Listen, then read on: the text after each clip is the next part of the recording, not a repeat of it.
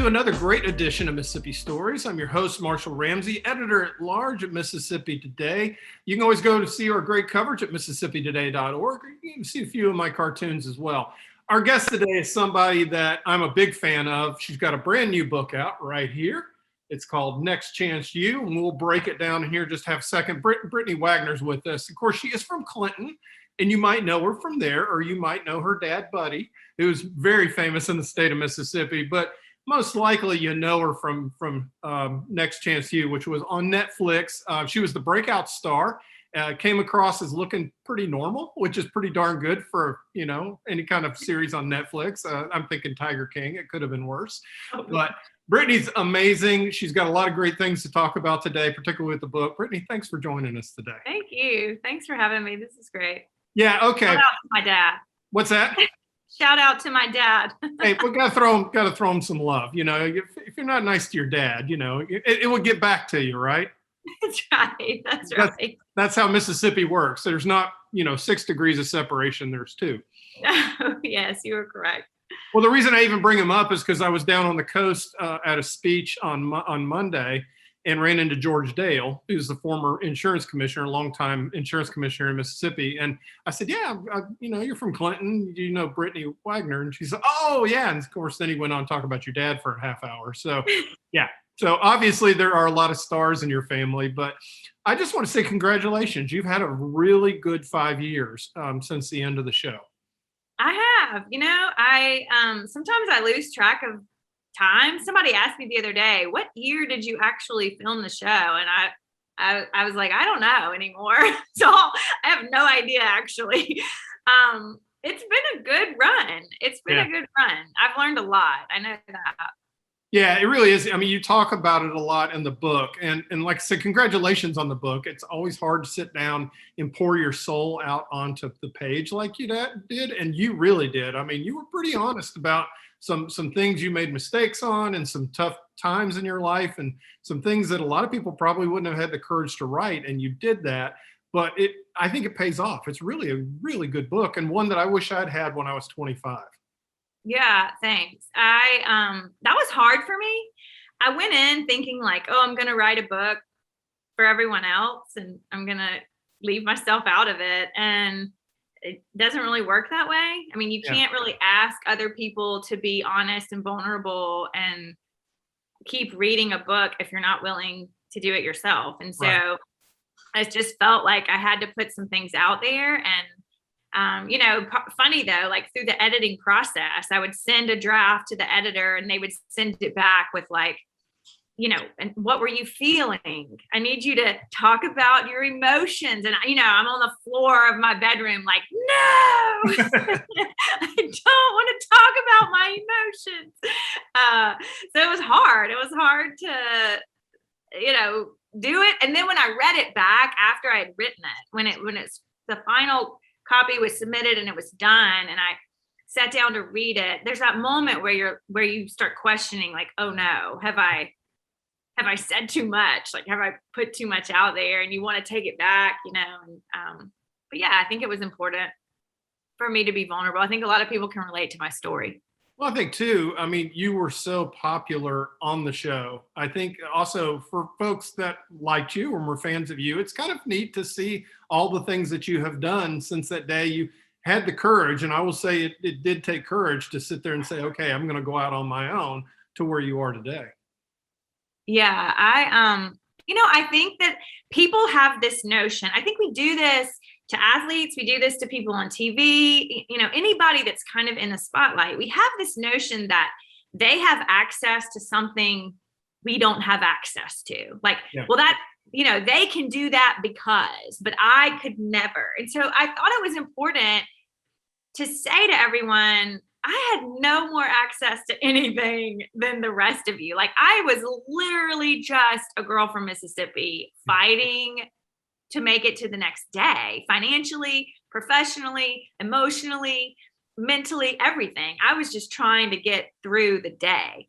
Yeah. And I think that it shines a light to people to say like, okay, wow, like if she could sit down and make it that decision to better her life, I'm really no different than she is. I can do it too. I think that's important because I've heard it a lot of times from people, well, easy for you to say because they think, that I have millions of dollars in the bank or that I, because of this platform was just kind of given success. And I thought it was important to say, look, I didn't get paid for that show. I had nothing in the bank when I decided to do this, and everything that I have, I've built. The platform really, it was that, a platform, but it didn't equal success. It didn't equal, money. It just was a platform where I could decide to work for what I wanted. But and we all kind of have that. Yeah, we do. And it's one thing in the book I really loved. And when you were just right out of college, you had dreams of going to work for ESPN. And this was, of course, back before there were a lot of women in sports broadcasting and in sports in general. And you had this notion in your head that you had to get out of Mississippi to become famous.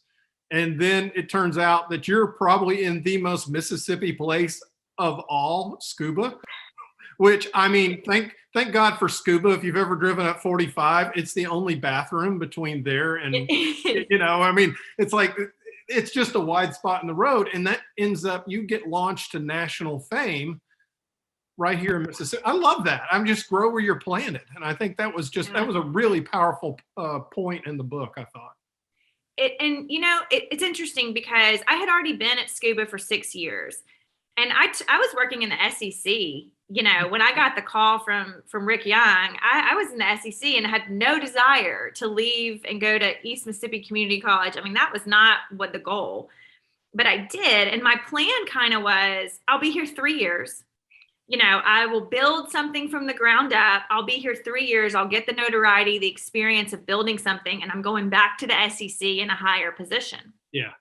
And I was there 8.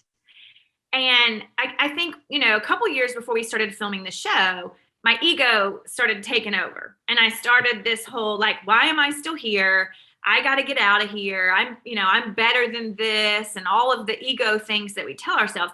And I started applying for jobs all across the SEC. And I would get down to the final 3 and I would go and I would do the interview and I would get rejected every time.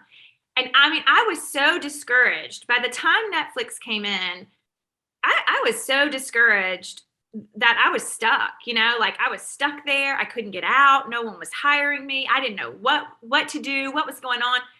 And it's just interesting to me that now I see, if I had gotten hired by LSU, I wouldn't have had any of the experiences that I've had, and it wouldn't have worked out as well for me. Just life and the impact that I would have had on people would not have been there if I had taken these jobs. And it's just a lesson that we don't know the whole story, and we start to try to control. And if we would just let go and let things play out, usually it works out better for us than when we start trying to control with our ego, what our next step is. And that was a hard lesson for me to learn. But now I look back and I'm like, oh my gosh, thank the Lord I didn't get those jobs, because none of this would have happened to me. So what you're saying is if you'd have gotten one of those jobs, that Courtney Cox wouldn't be playing you in a movie.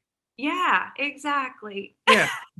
I saw the interview on Good Morning America with Michael Strahan, who's a bud of yours now, of course, because he's producing the movie. But I'm just sitting there going, how surreal is it? I'm about to say, I know how surreal it is, because when I had the Barbara Bush cartoon went crazy, viral and everything.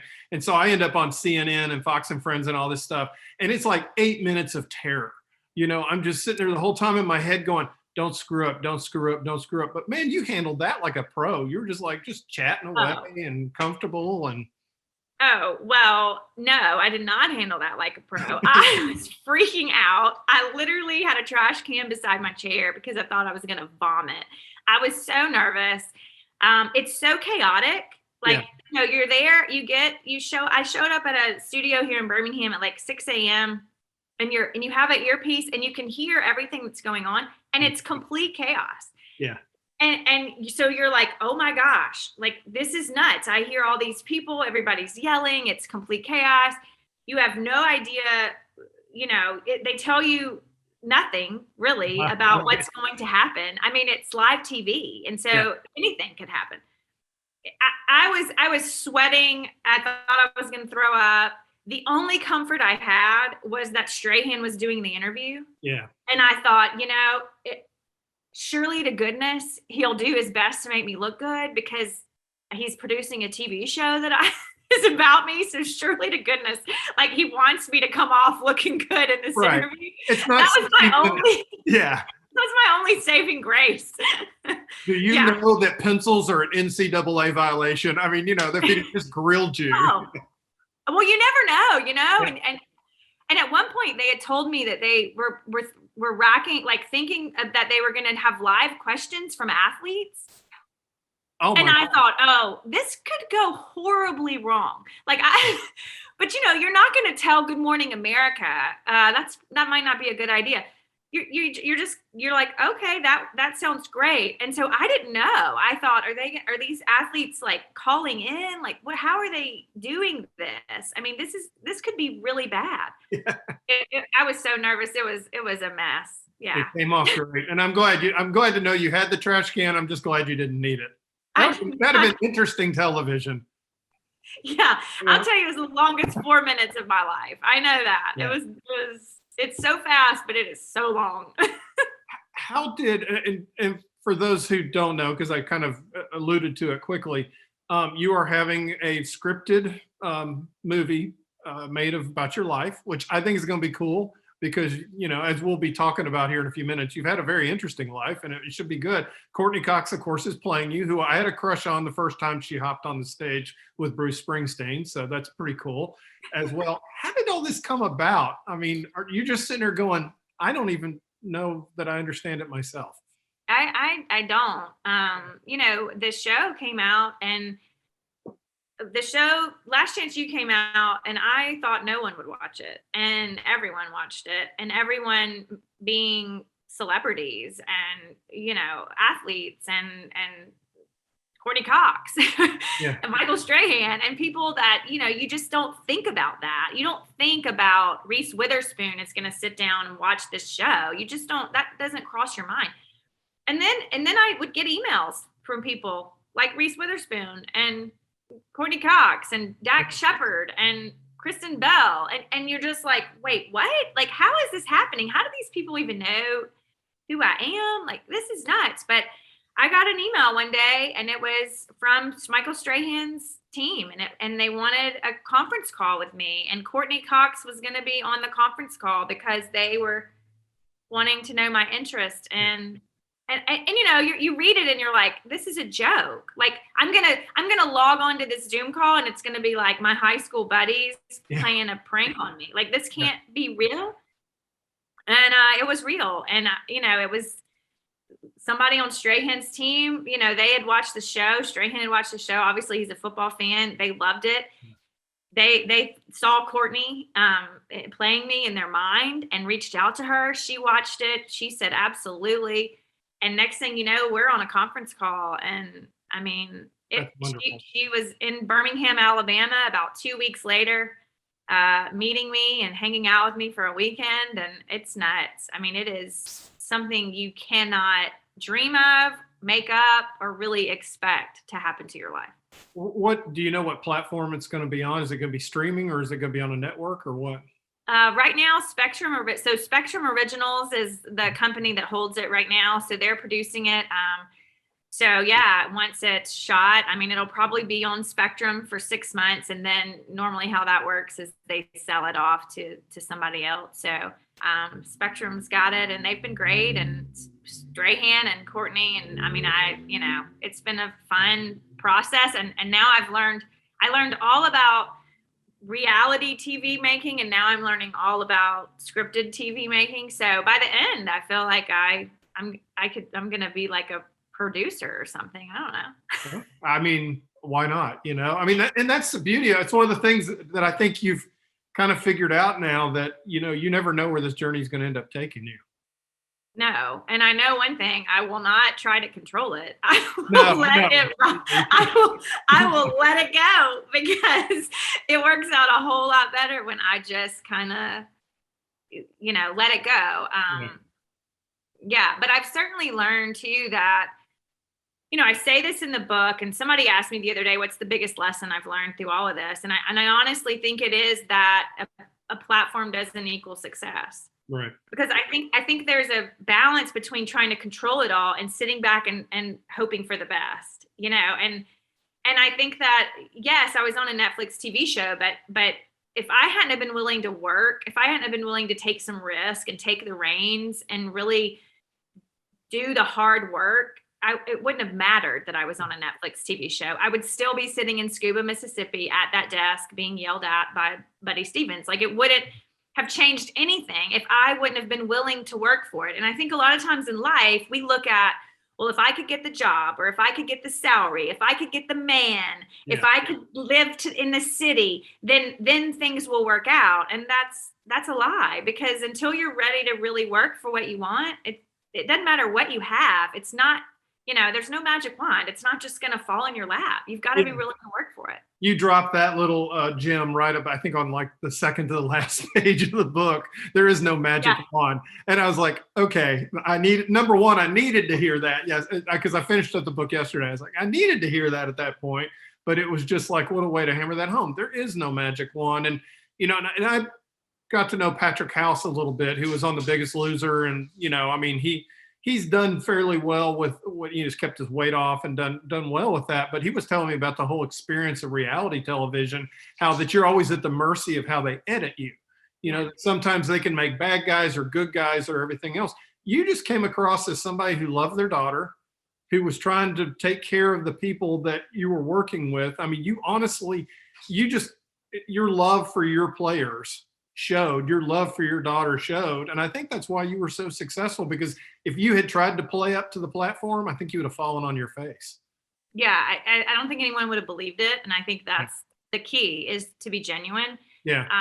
And I think that I'm not perfect. And I certainly have bad days and had bad days. And I wasn't always patient. I wasn't always compassionate. Yeah. But I think that over the span of the time that we were filming, thank goodness, the producers saw more of the good days than the bad days. And so they chose to edit me in a way that was true to the majority, Right. Like I think they could have at any moment, taken all of my bad scenes and said, oh, okay, we're gonna, put a plot twist in here. But they chose, I think, to just say, the majority of the time, this is how she was. And so let's stick to that. And I think they did that with everybody, which I think is really fair. And it says a lot about them as people and as producers of reality or documentary TV, that I don't think they were out to get the storyline or to, have a big plot twist or to create drama. I think they were out to really show people in the light of who they were the majority of the time. Right. Which I'm grateful for sure. Because you're right. Editing is a lot of it. Well, the storyline was the fact that there's these kids that, for one reason or the other, they had stumbled along to their way to their Division I glory. And here they were in Scuba, and suddenly you have this cast of characters who cares about them enough to help them get there, whether it's you showing up with the pencil, giving them the pencil, or caring about them, or giving them some tough love, which a lot of it ends up in the book, which I think is excellent advice. Or it's Buddy who's screaming at him or going crazy or doing the stuff that Buddy does. Or, like I said, I thought that it worked out really well. And, it's weird because I watched the 2 seasons with y'all, but I didn't watch the season when it went to the other school, just because I was like, I cared about the characters. It was funny how that, I did like the basketball version that they had. I thought that one was a good one. I did too. Yeah, I thought that was real good. But here as you do the first season, you'd never done this before, obviously. Now you were in show choir at Clinton High School. I was in Attaché. Yes, you were. Which, David Fair's a rock and roll, teacher. He was quite good. He was good. Yeah. He still is. He was good. And I had experience being on a stage, but I did not have experience being in front of a camera. And a documentary came in here and filmed me for a day for something they're doing on a project that I was part of. And it was like, literally they took over my house. They gutted all my, moved my furniture around. My dog even was in it and she was a diva. And it was just, but it was the most insane 7 hours ever. How intrusive was that on your day to day? Because here you are, you've got to drive forever to get back home. You've got a daughter that, single mom, and you've got all those issues too. And you got this camera crew that's literally in your back seat all the time. Yeah. I don't know that I really knew how hard it was. Yeah. I think I was in such a zone at that time in my life. I had a tough, that job was tough before Netflix came in. And I think I had gotten so good at just compartmentalizing and like just getting things done. I just had to get things done. And so I don't know that I stopped long enough many days to think about how I felt or how intrusive anything was in my life. I think I was just going. I look back now and I think, oh my gosh, like it was a lot. I was stressed, like it added. You don't think it's going to add to your day or it does. It takes a whole another level of energy to do that. I had to get up. There were days where I had to meet the crew at a gas station at like 7 a.m. because they would want to ride they would tell me, we want to ride to work with you on Monday and Wednesday of this week. Well, there was protocol for that. So the days that they were going to ride to work with me, they would either come to my house at 5 a.m. or I would meet them at a gas station because they would have to wire my car. They would have to mic my car. They would have to get the seats ready for the camera.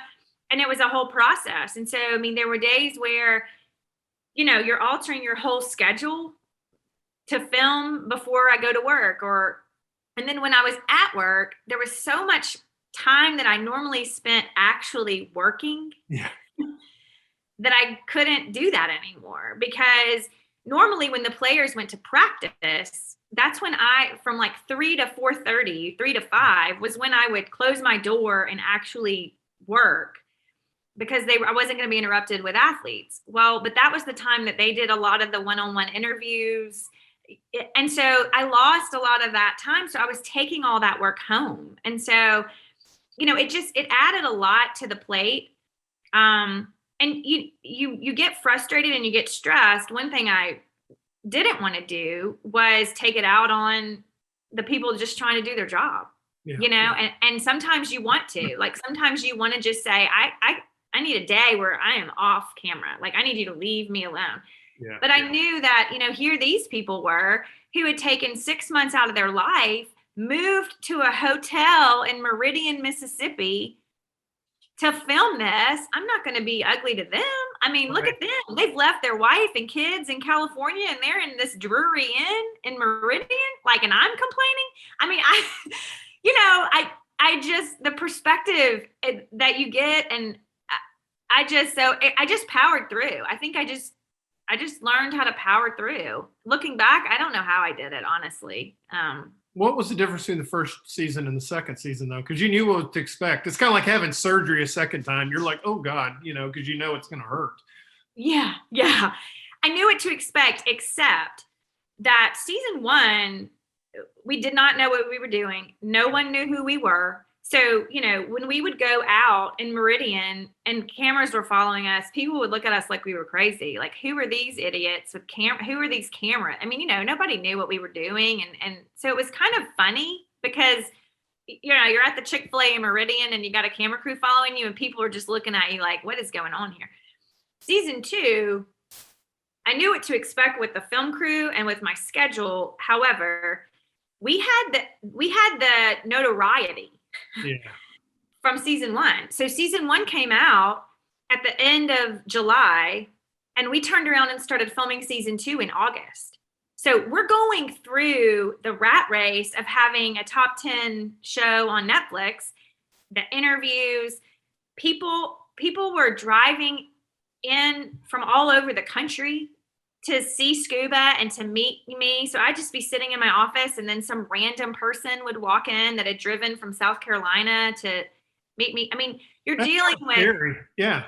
Yeah, I mean, you're dealing with everywhere you go, people knowing who you are. This now, when season 2, when a film crew's following you, there's a swarm of people that want to get on camera or want to talk to you because they now know what's going on. You had players that maybe had signed to play for us because they thought they were going to be famous. And so their intent wasn't actually to play and go to school and get better. Their intent was To be on TV. To be on Netflix. Wow. And so it changed. Season 2 was a lot different in that capacity, that we knew this was a hit TV show and everybody else knew it too. And everybody wanted a piece. And that got to be a little too much for me towards the end. I could imagine. I mean, and oh yeah, by the way, and you're raising your daughter and trying to do your job and, just the usual stuff. At that point, is that when you sense that, you know what, because they're not paying you extra for this. You're suddenly famous, but you're thinking maybe I could break away and do something else. So you were. Yeah, I wasn't making any money. I mean, I was making what East Mississippi was paying me. And I knew that at any moment, if I didn't keep those players eligible and we didn't keep winning, they'd fire me. I mean, like this was a business. And you're not getting compensated by the show. And I saw by this time I had an agent who was fighting for me to get paid. And it was very clear that it wasn't going to happen. Like Netflix was not going to do it. And I just saw the writing on the wall. I thought, I will sit here and they will make 6, 7, 8 seasons of this show with me on it right here in Scuba, Mississippi, and I won't make a dime. Like I won't have anything to show for it at the end of this because these people don't care. They don't care if Netflix doesn't care if Brittany Wagner, is paying her bills or not. And that actually would be a good plot line. Yeah. Actually, a good twist. You're cracking open a can of cat food, and you're eating it at your desk. No, make everyone feel that much sorry for her. And so I thought, you know what, while this show is hot and like I can leave, which is scary, and I can try to work hard enough to actually make money off this platform. And if Netflix is going to use me, then I can take this opportunity to use them and see if I can actually earn a living doing this. And it was a really hard decision and super, super scary, but that's what I ended up deciding to do. And, when I went in and told them that I was leaving, I mean, they had to pivot with the show. The idea was not to change locations. The idea was to keep this thing in Scuba. Oh, wow. And when I left, that's when they decided to move to Kansas. Oh, wow. Yeah, they were not happy. So you broke up the Beatles. Okay, Yoko. Not happy.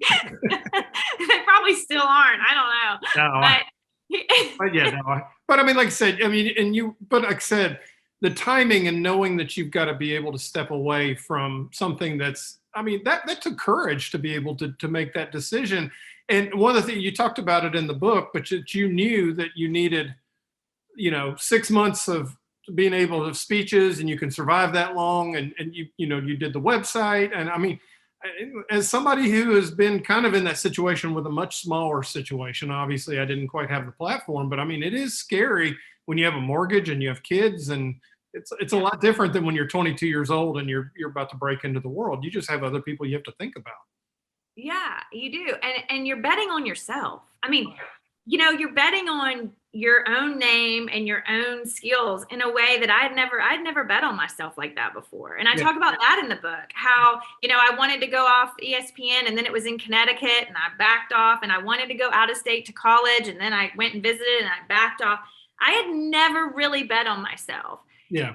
And so it was that moment where you're like, am I ready? Am I wise enough, mature enough, like have enough self-confidence here to actually bet on myself? And it's scary enough to do it when it's just you. It's terrifying when you have a child who's depending on you.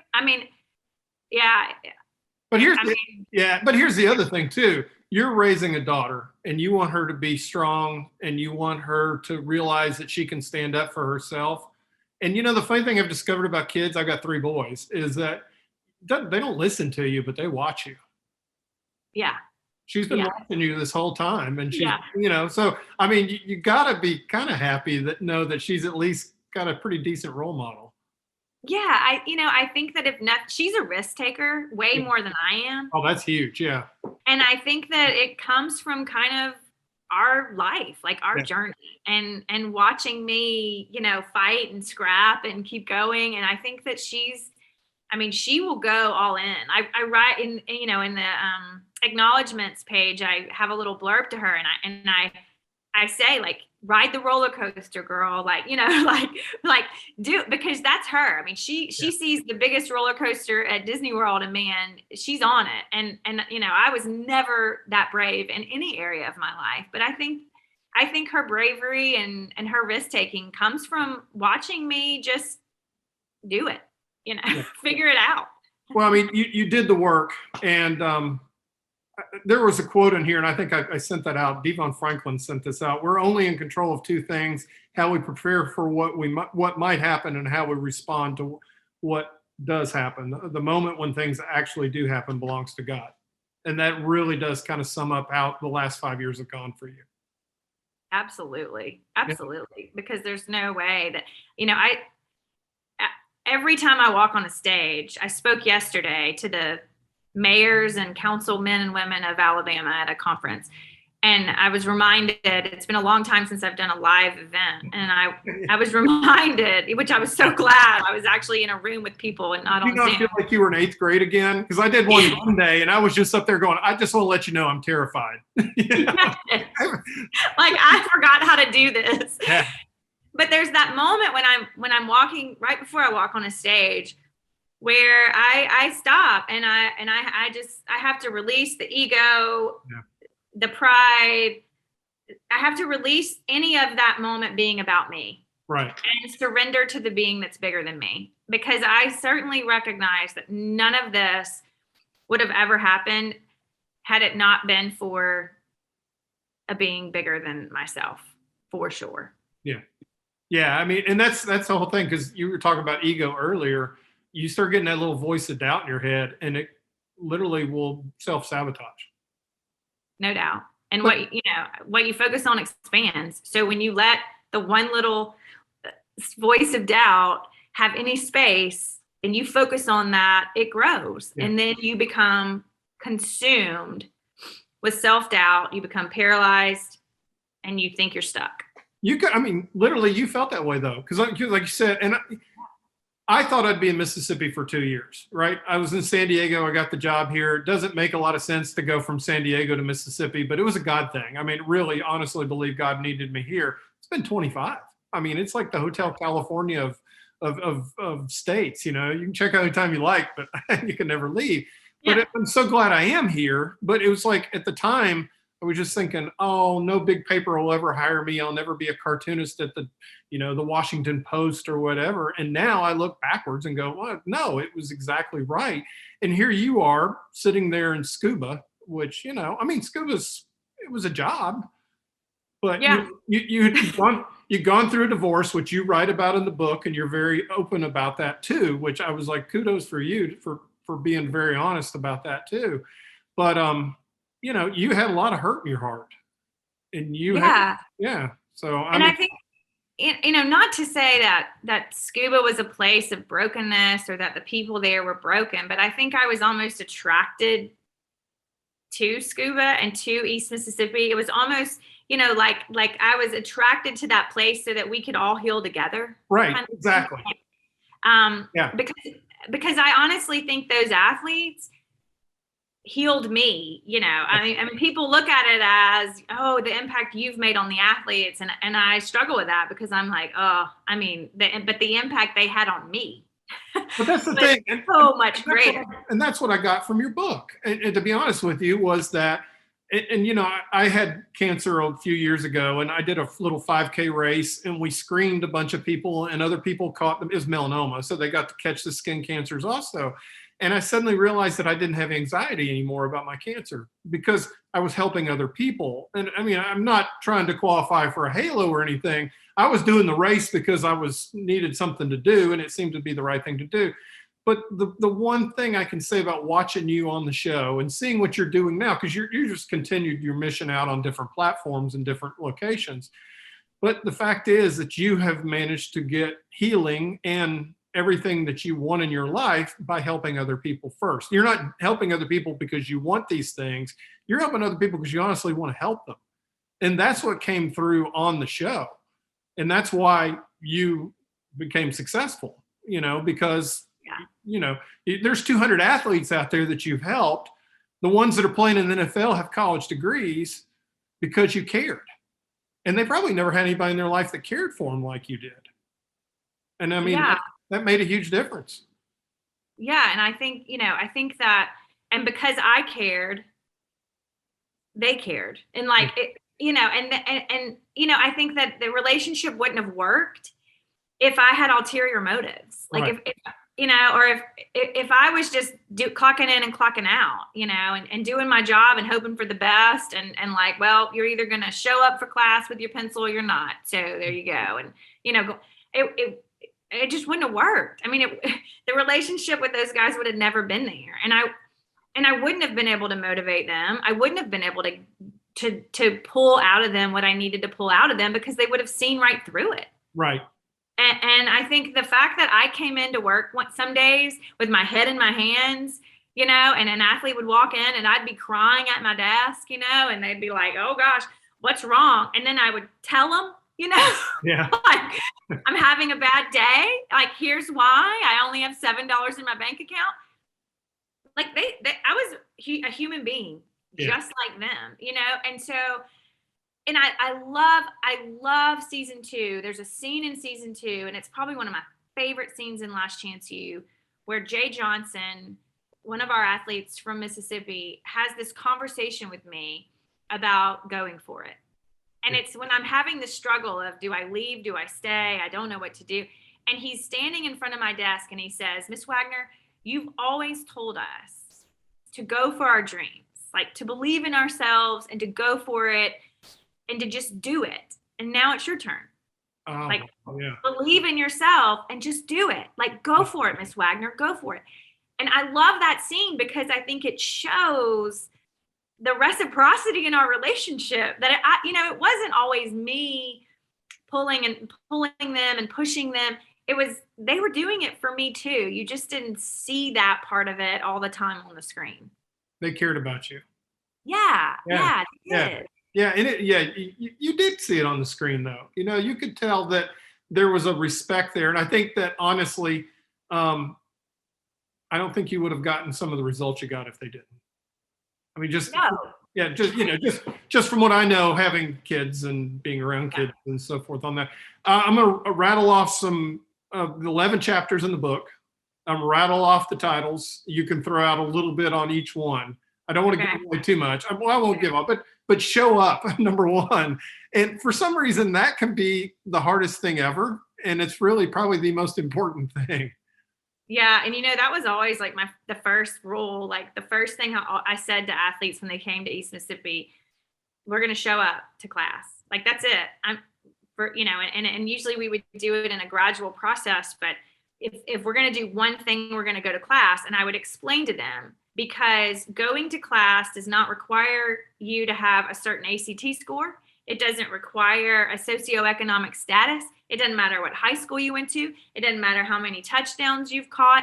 Like, going to class, we are all in a level playing field with walking across the street and going to class. Like, that takes nothing but just effort to just show up. That's all you got to do. Step 1, show up.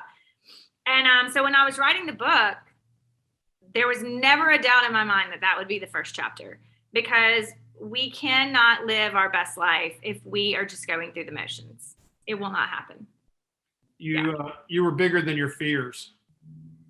Man. I mean, that's a big one because we all have them. Right. And we don't want to admit it, but we all have them. And, I saw in so many athletes, the one thing that was holding them back most of the time was not an ability. It was not, a ability to learn or ability to succeed or ability to perform. It was what was always holding them back was a fear of failure.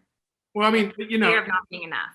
From what little I know about trauma and childhood trauma, particularly, and a lot of these kids had grown up in some really tough circumstances that, that was shown on it was shown on the show and everything. But I mean, they're walking around with wiring in their heads that literally could cause them to, the CPTSD, for instance, and something that could trigger that and keep them from doing it. And it was just the fact that, and one thing I know about childhood trauma is if you have somebody that cares for you, they don't even have to be a parent, but if somebody that cares for you, it helps negate that. And that makes a huge difference. And you could see that. Yeah. I think, to have somebody say, I believe in you. Yeah. Is such the difference, because for a lot of those athletes, they had never heard that before. What they had heard was, you'll never amount to anything, you'll never be good enough. And that was on replay in their brain. And so to have someone all of a sudden negate that by saying, you got this, I believe in you. Yeah. Was shocking to them. And I thought it was important in the book to talk about, calling out the fear, because I think sometimes we sit back and we're like, I don't, you read the chapter headline and you're like, that doesn't pertain to me, and you start, but the reality is we don't want to talk about it. Like, we don't want to say, yeah, I do have a fear of failure. I do have a fear of abandonment, or whatever that fear, being alone, or whatever that fear is. I think a lot of times we don't want to be honest about what we're actually afraid of. And when you're not willing to be honest about it, you can't do anything about it. And so, that was one of the things in the book that I talk about was, what is it? Like, the first thing you got to do is name it. Yeah. And think about it and really decide, okay, what is the fear that is holding me back? Who said that to you? Who said, I believe in you to you? I think Mr. Fair, honestly, which, I was in high school by then, but I think being an attaché, I think just making attaché was a big turning point for me in my confidence level to try out for something that big, that good, and then make it. I think for me was a huge turning point in just my confidence. Yeah. I think also, I had teachers that maybe, I remember in third grade having a teacher that kind of picked me to be a mentor to a student that was in foster care. And she just kind of took me aside and was like, look, would you, can you help me with Veronica? Like, can you be her friend at school? And I remember one day my teacher taking the two of us to the zoo on a Saturday afternoon. And I had no idea at the time. I mean, I'm in third grade. I just am like, we're going to the zoo. But looking back now, I'm like, wow, she believed in me. Like, she saw that I was going to be kind to this young girl. And I think that was huge. I mean, it was huge that I was kind of chosen by my teacher to be the mentor for a peer. And I think a lot of times about kids who are never chosen. And because it was the times that I was chosen that really was the turning points in my life, was the times that someone picked me. And there's a lot of kids that don't get picked, and especially in states like Mississippi, there's just a lot of kids who aren't ever picked and given that opportunity for somebody to say, like, I choose you, like you can do this. And it just breaks my heart, because I know how important that was for my confidence and in my life. And I came from a great family with two supportive parents, but they believed in me, but it wasn't them saying, I believe in you, that was important for me. It was being picked, by teachers and peers. And I just, I think we've got to be aware of, at some point, saying, I believe in you, I choose you, you're the leader today, to everyone. Yeah. Because and learning how to see them too, because a lot of times you mentioned that you were advising a school, and I forgot where it was. It may have been Michigan, I can't remember, but there was a young man who was homeless, and literally nobody had ever picked him. No, nobody even knew his name. Yeah, I mean, and they gave him a terrible nickname. I can't remember what it was, but it was like Stinky Ugly Man. Ugly Man, yeah. That would leave a scar. That really, Yeah. And you know that as well as I do.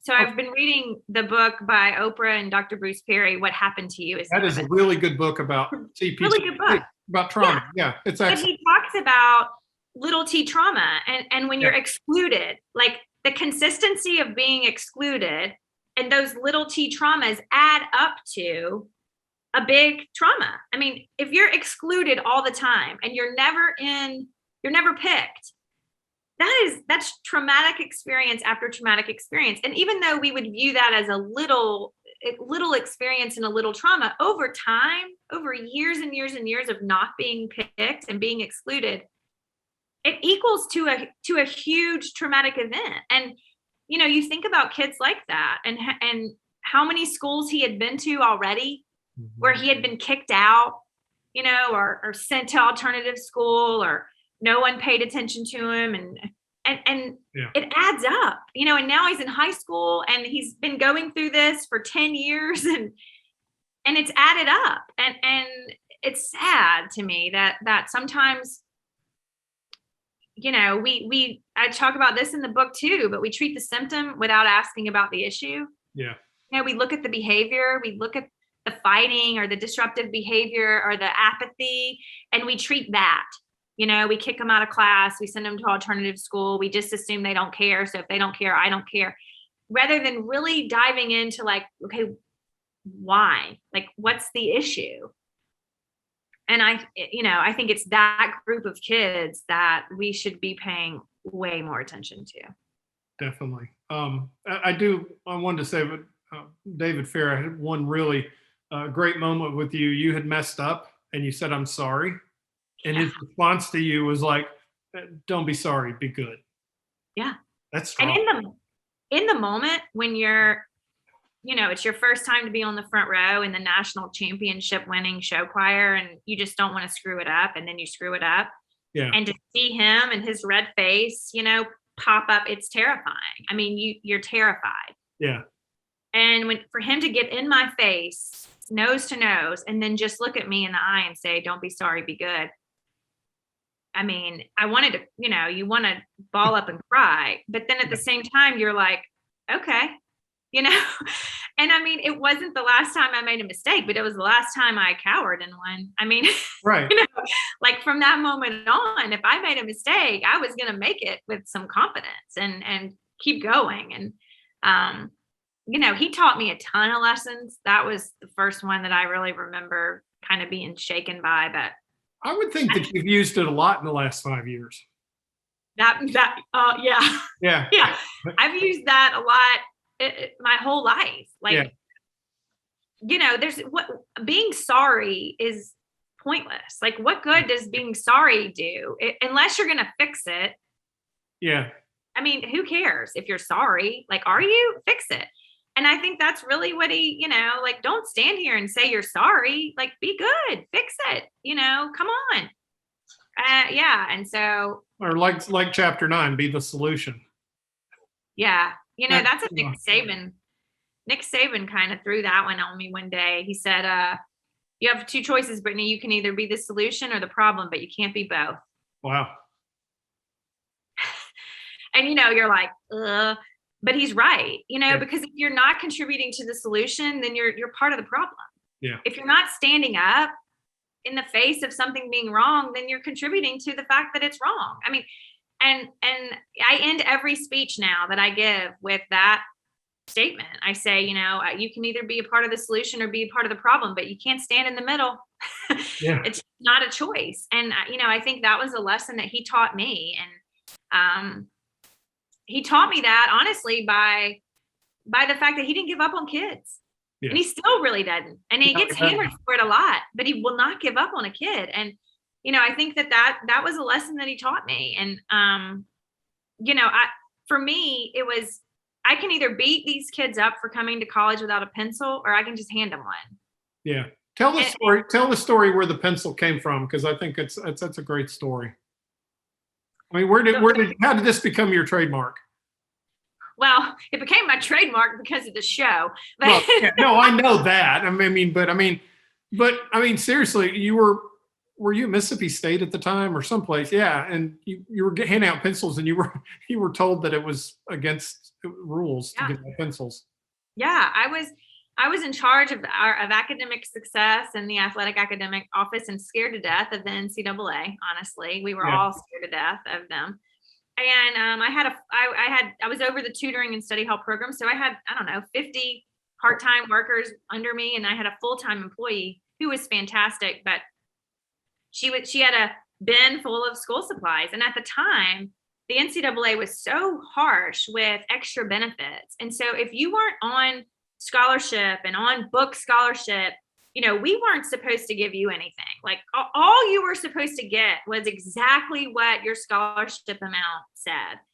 And so if you weren't on book scholarship, it was supposedly against the rules to hand you a pencil, a highlighter, a sheet of paper, whatever. I mean, we couldn't give it to you. And we were, Miss Shelley, who worked for me at the time, had a huge heart and was handing out whatever these kids needed to be successful. And I got reprimanded and told to shut it down, to tell Miss Shelley she's out of line. And, and I did. And because I was scared to death of everybody, and I wanted to be good at my job. And looking back, I'm sure she was thinking, you have lost your mind, woman, like, getting on to me for handing out a pencil. But she passed away suddenly, and she was still working at Mississippi State. I had left, I was at Scuba, but she was still there. Yeah. And she passed away, and I was driving home from her funeral where I thought that the fact that I, ever got on to her for this is sad. And I stopped at a Dollar General and bought about $30 worth of pencils. And I was like, I put them on my desk. And I mean, that was it from that day forward. Yeah, people would mail you pencils, wouldn't they? I have 5,000 pencils in a box right in that closet behind me. So good. If I need art supplies, I just need to drop you an email and you'll send me some pencils, right? Yes. Every year Kennedy gets their school supply list, and I'm like, we got it, girl. Yeah, we're good. We're good. I got to tell you, I got to thank you. And this is a chance for me to do it personally.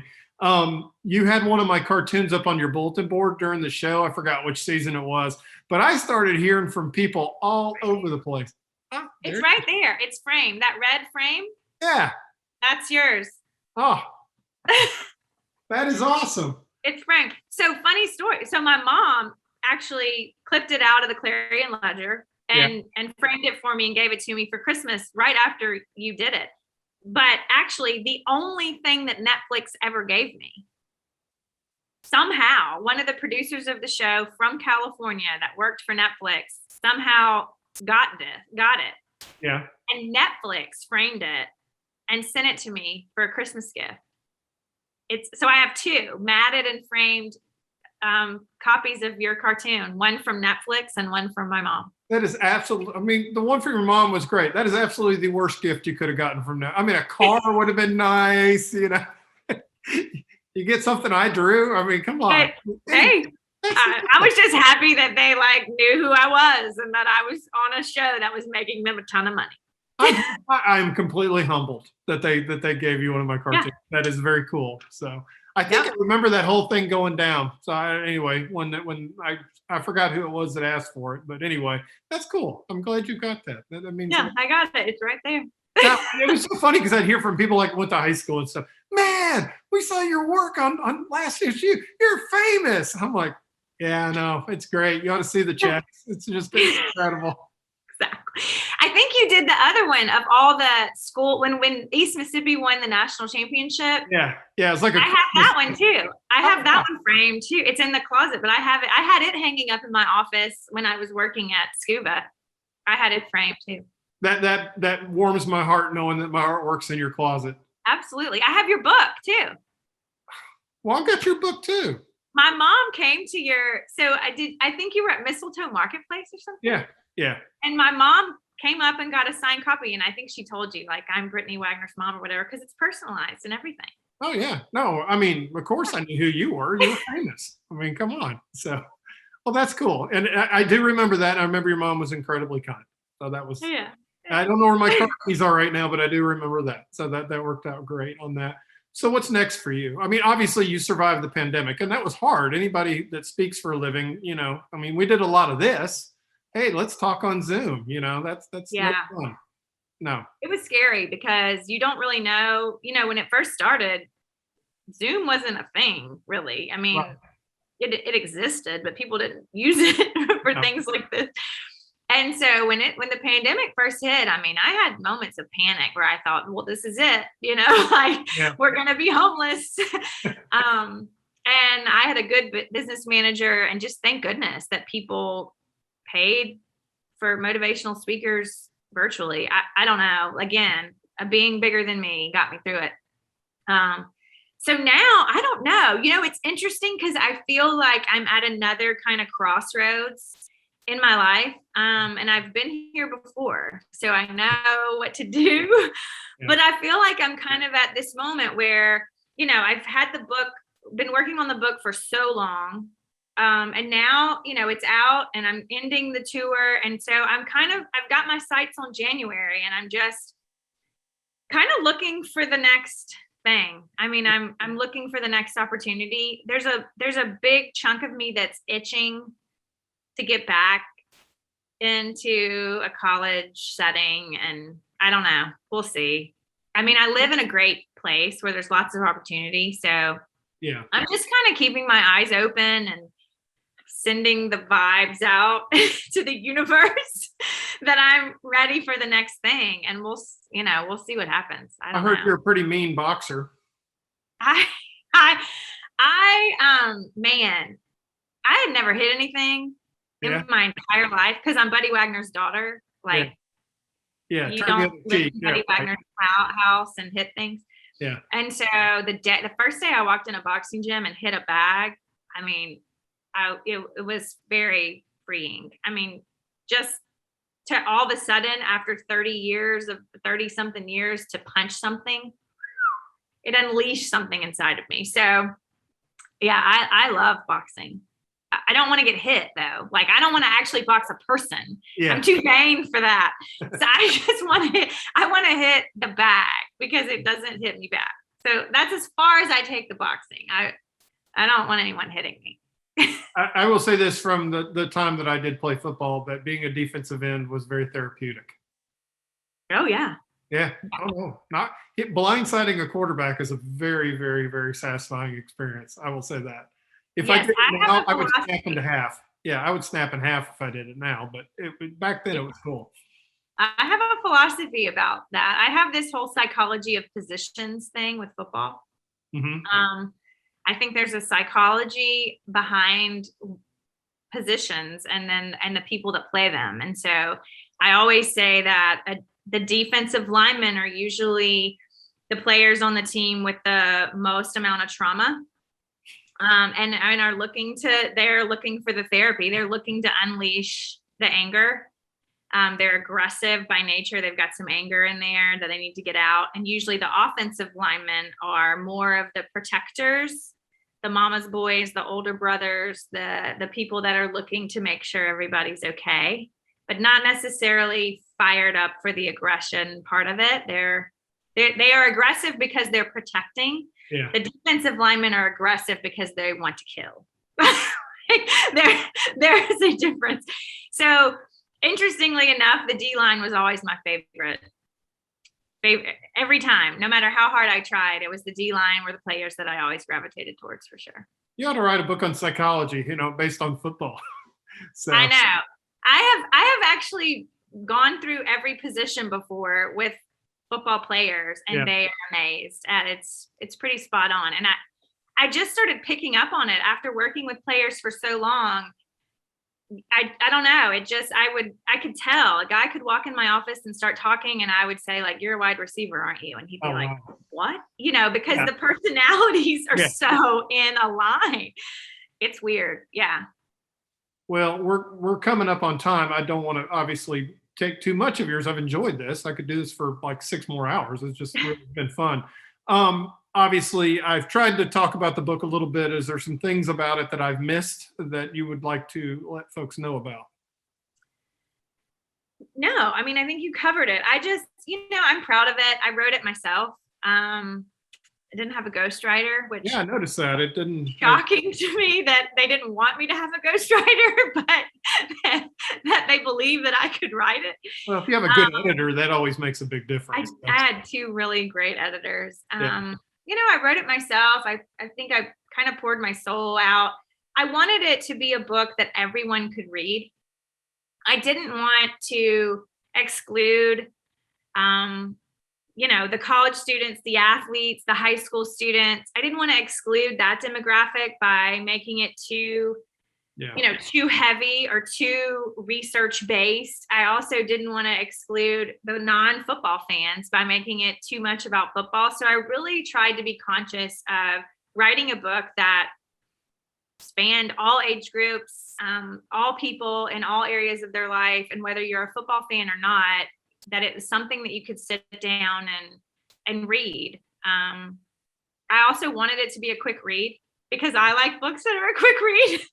And so I did it, I wanted it to be a book that people could sit down and kind of read in a day or 2 days, or, that it's not one of those books that takes you forever to finish. And so I think I put a lot of thought and energy into it. And I just want people to read it.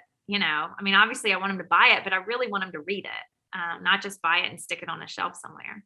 My take on the book is, for people who are interested in you on the show, there's enough background in the book and enough of your history that's interesting because they get to know a little bit more about you. I would give it to my 18 and my 21-year-olds who are in college right now, because I think there's some darn good advice in there. And there was some stuff in there that I needed to hear, as an old guy, there was some stuff in there was like, I needed that reminder. You've got really solid advice in there. I laugh. At one point in my life, I was addicted to self-help books but then at the end of the day, I realized I needed self-do. And I think at the end of the day, by the time you get to the end of this book, you kind of just realize, that was really good, but now it's time for me to get out and get to work. Do it. Yeah.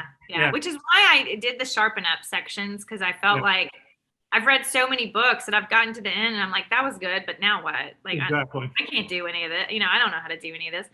And so I wanted to include the sharpen up section so that people would finish a chapter and then hopefully do it, like sit down and put some energy into actually doing it.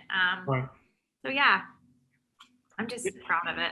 No, you are, and I hope it's doing well on the selling part. I don't ask. I don't know. I'm one of those people that doesn't really want to know. Well, at the end of the day, and I've discovered this too, that my cousin Dave Ramsey told me something. He said, go into a bookstore and look around. And he said, the bookstore does not sell books. You sell books.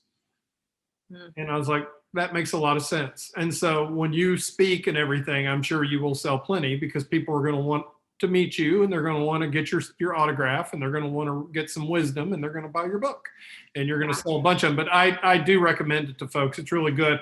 I love this. I'm not going to read the whole quote, but it's talking about, I can't even pronounce the name of the person who basically talking about how I got here by choice. If someone else was fully to blame, then I'd have no hope, because I don't have the ability to change anything at that point, and I'd be stuck, and that's hopelessness.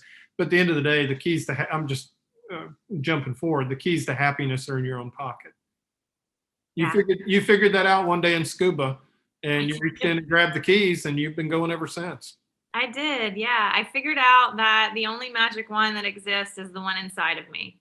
Yeah. And no one was going to save me, that I had to be my own hero. So, and I think for a long time I was waiting on fill in the blank, the salary, the job title, the man, whatever. And there's no one's coming. So don't ever depend on us. Okay. We guys, we're too messed up ourselves. So I've learned that for sure.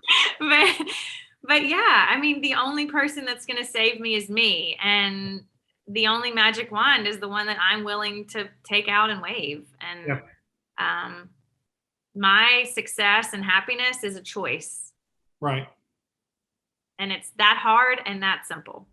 I think that's a good place to end this. Brittany, this is great. Thank you.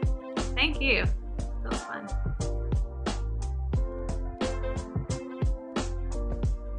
Thank you for watching this episode of Mississippi Stories. Make sure to subscribe to the Mississippi Today YouTube channel and click the bell to be notified every time a new video uploads.